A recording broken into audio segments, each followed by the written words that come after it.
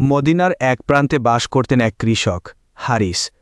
তিনি ছিলেন সৎ, নম্র ও পরিশ্রমী। সবাই তাকে সম্মান করত। কিন্তু একদিন তার জীবনে ঘটল একটি কঠিন পরীক্ষা। হারিসের ফসলের জমি কেউ পুড়িয়ে দেয়। সে সমস্ত বছরের রিজিক হারিয়ে ফেলে। গ্রামবাসীরা ক্ষুব্ধ হয় এবং প্রতিশোধ নিতে তাকে উস্কায়। কিন্তু হারিস মাথা নিচু করে বলে, আমি বিচার চাই না মানুষ থেকে।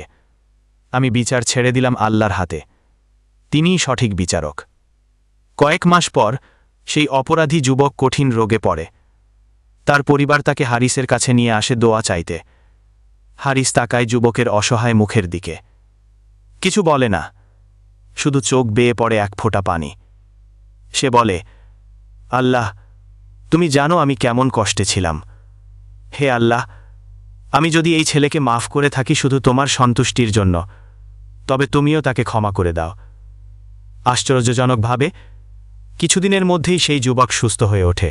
সে কান্না করে তওবা করে এবং হারিসের সেবা করতে শুরু করে। একদিন যুবক জিজ্ঞেস করে, আপনি কেন আমাকে ক্ষমা করলেন? হারিস বলেন, ক্ষমা দুর্বলতা নয়, এটা সেই শক্তি যা আল্লাহর কাছ থেকে আসে। ক্ষমা সেই দীপ্তি যা হৃদয়কে আলোকিত করে। আল্লাহ ক্ষমাকারীদের ভালোবাসেন।